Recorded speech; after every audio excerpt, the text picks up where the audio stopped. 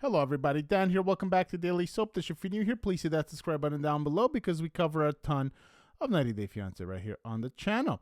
Right, so let's get right into it. Today's story is about Josh Weinstein's son, Jett. And if you guys watched the video maybe about a month ago or so, we did the video. It was a few weeks ago where Jett got into a devastating and deadly car accident.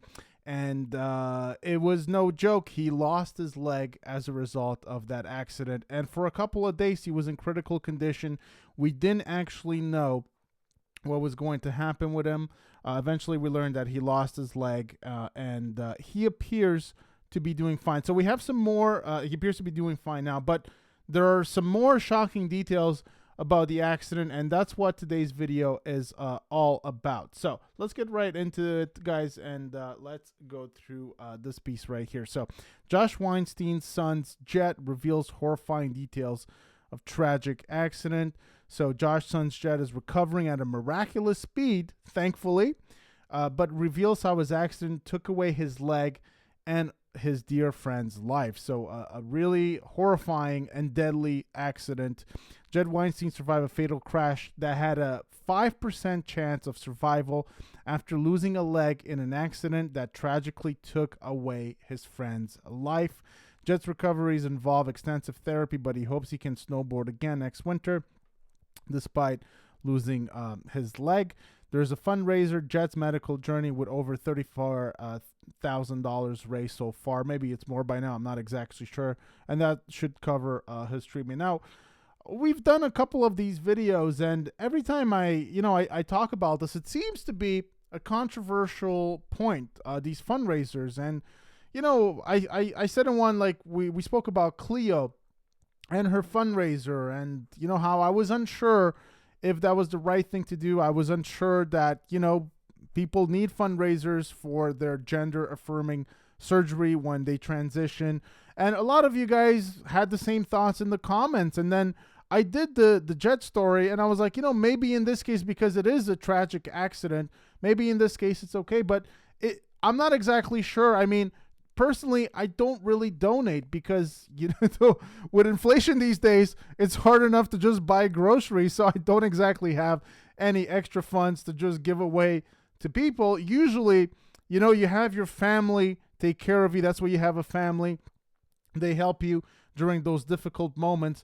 I'm not against donating, but, it's just a personal thing, I guess. And a lot of you, when I said that I thought it was okay to donate in this situation, a lot of you said, no, you should never donate because, people should just be able to deal with that on their own. I think there's fair points on either side of this argument.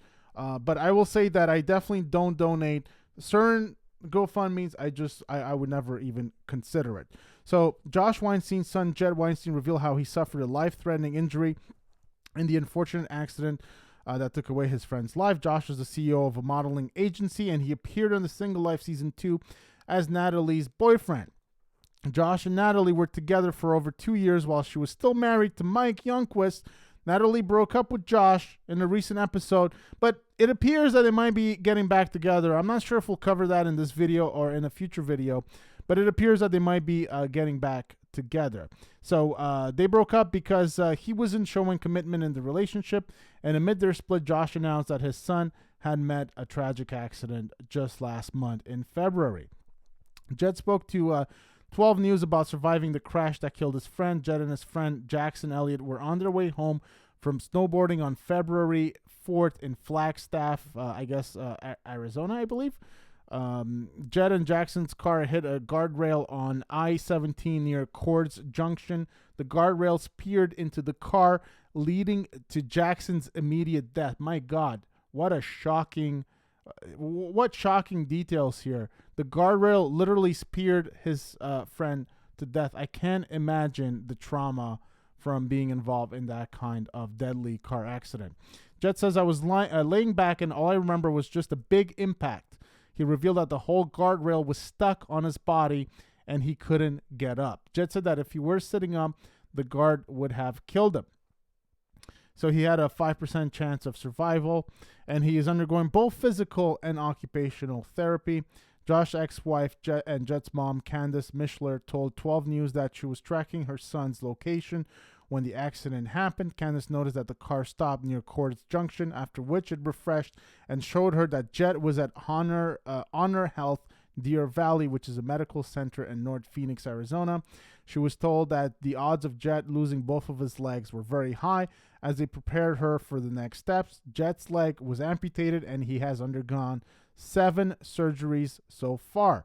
And he's currently in an inpatient rehab facility. And this is a picture of Jett here, but this is an old one. I believe this is before the accident.